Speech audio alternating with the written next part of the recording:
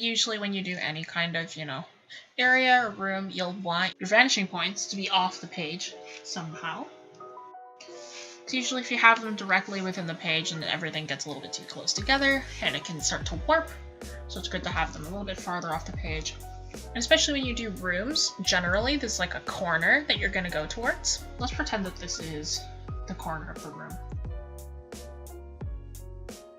More likely than not, our floor probably won't be directly horizontal like this.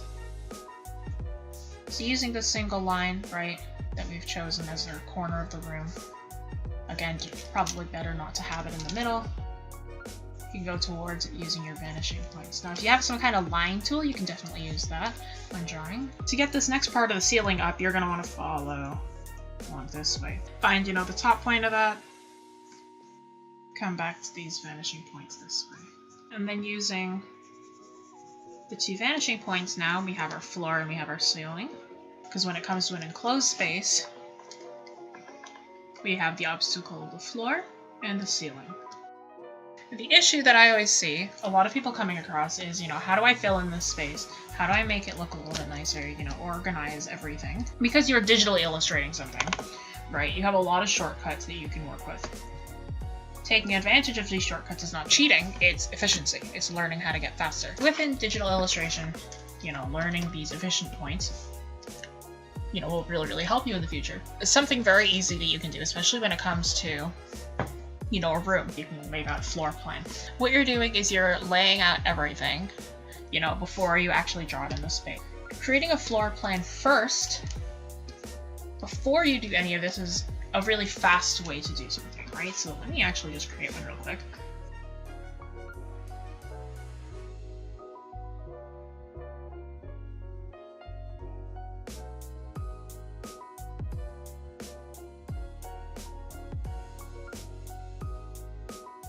We're not going to worry about this wall if the person's coming up from this side. So let's say that this is our huge floor plan, right? This will kind of help us organize the space as well, kind of figure out where everything is going to go first. Taking this floor plan,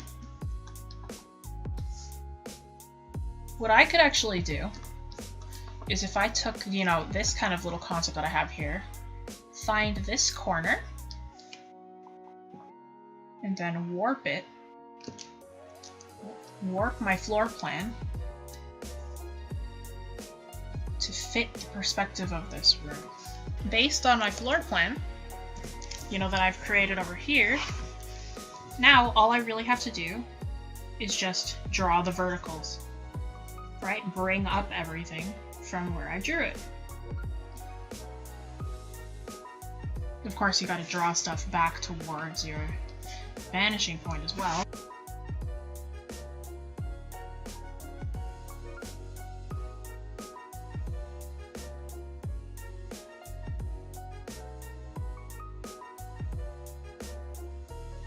It's certainly a much faster alternative, kind of figuring out all of the objects afterwards.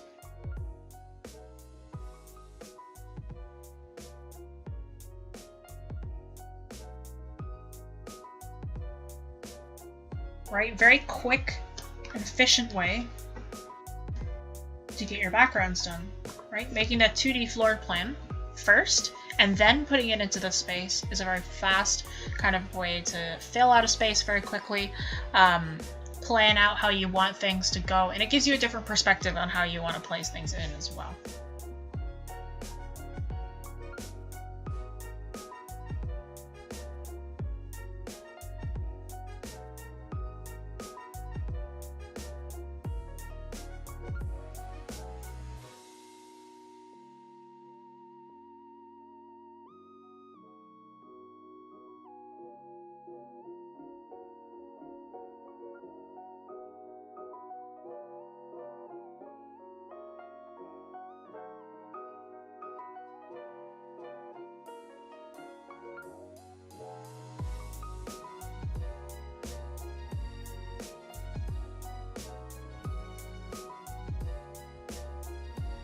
Now right now I have the room, just in general, set up here. This looks like a pretty big room, so I might want a larger floor plan. let's plan this room on another layer.